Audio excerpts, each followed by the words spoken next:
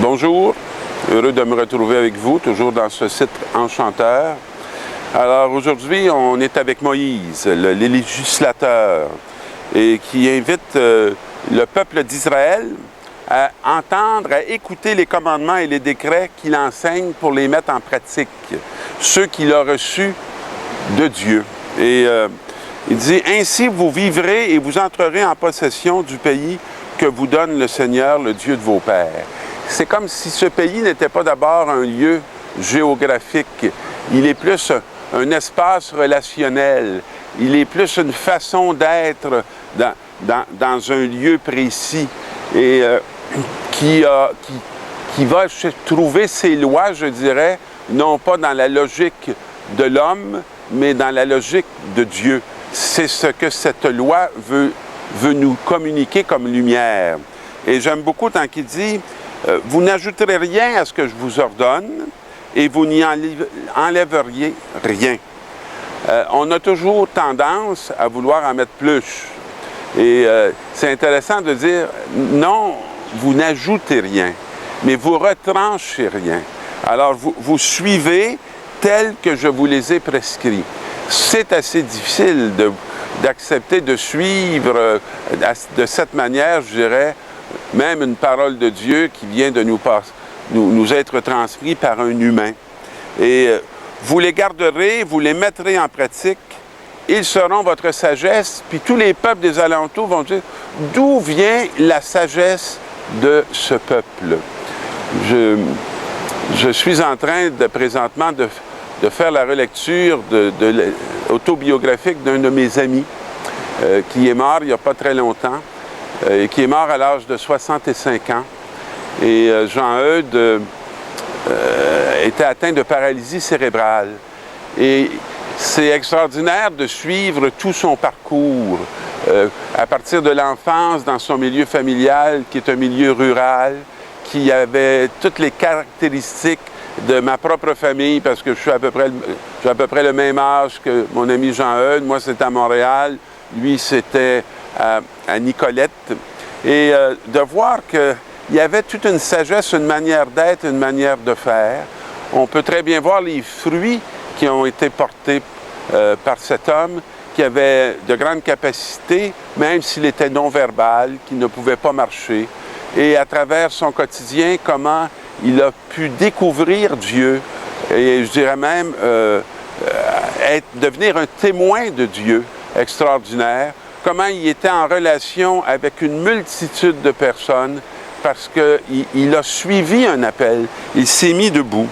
Et ici, c'est un peu ce que nous dit cette parole-là, quand elle nous dit « Quelle est en effet la grande nation dont les dieux soient aussi proches que le Seigneur notre Dieu est proche de nous chaque fois que nous l'invoquons. » Et on voit comment ça a été pour Jean-Eudes dans sa vie, cette présence, cette proximité de Dieu dans son histoire, comment ça l'a fait de lui non pas un paralytique, mais une lumière, je dirais, au milieu des nations. Alors, dans la deuxième lecture, c'est un texte de Jacques qui nous dit que la parole de Dieu est semence de la vie chrétienne. Alors, c'est intéressant parce que là, on passe de décret à une autre dynamique, une autre dimension, la parole. On n'est plus devant une législation, on est devant un interlocuteur, on est devant quelqu'un qui nous parle, non plus à travers, je dirais, un autre, mais à travers sa propre parole. Ce qui est l'expérience, je dirais, typiquement chrétienne. Et la parole de Dieu, on est appelé à l'interpréter avec notre cœur, avec notre intelligence, avec tout ce qui nous est transmis pour découvrir qu'à l'intérieur de nous, ce n'est pas le vide, mais c'est une omniprésence.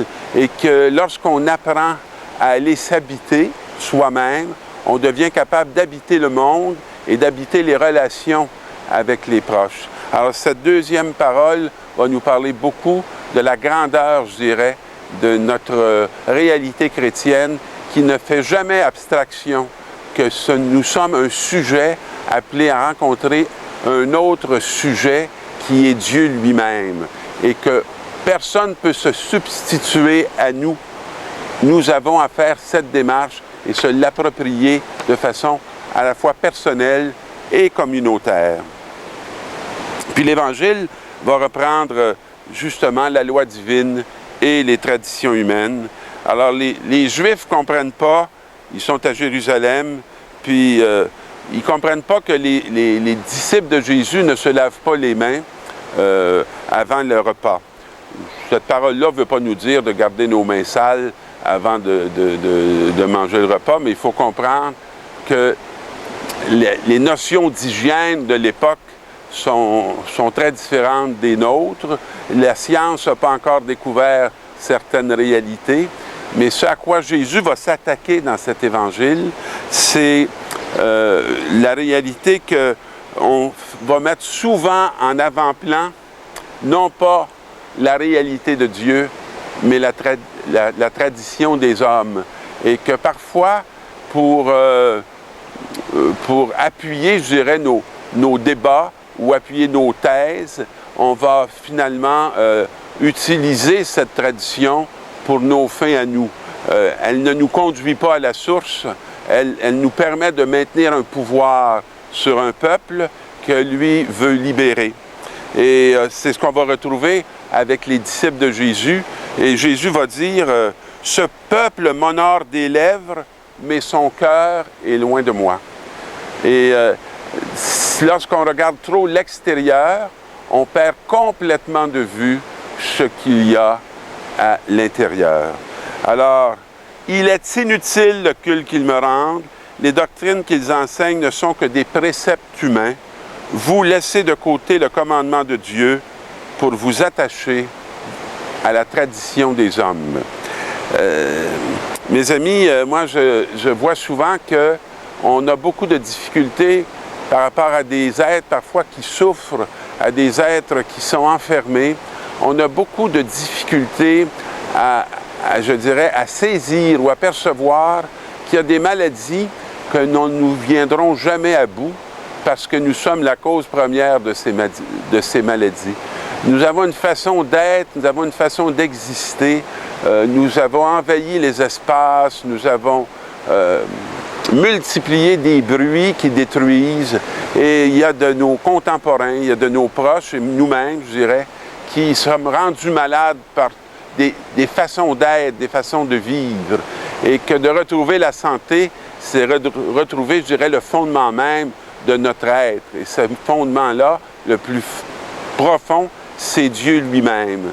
Et nous avons à réapprendre l'importance de conduire et d'accompagner les personnes pour qu'ils puissent découvrir ce Dieu qui les appelle, qui leur parle et qui veut les conduire à ce qu'il y a de meilleur en eux et ce qu'il y a de meilleur autour d'eux.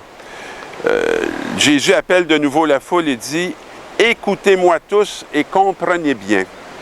Rien de ce qui est extérieur à l'homme et qui pénètre en lui ne peut le rendre impur.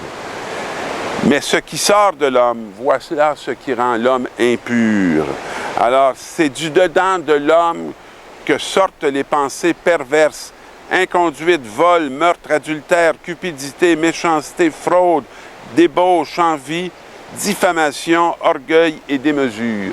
Nier notre vie intérieure, c'est se condamner à être mené par une réalité qui a profondément besoin d'être convertie. Et la conversion nous arrive toujours dans la communion. Et on peut se réjouir d'être appelé à former un corps, à former une Église qui se réjouit de chaque victoire de ses membres sur l'égoïsme, sur l'orgueil, et de voir les fruits de l'humilité, les fruits de l'obéissance, rendre heureux et, je dirais, fécond toute cette humanité qui appartient à Dieu et qui est appelée, à la manière de Jésus, à faire le don d'elle-même pour que le règne vienne. Bonne semaine, que son règne advienne chez vous et autour de vous. Au revoir.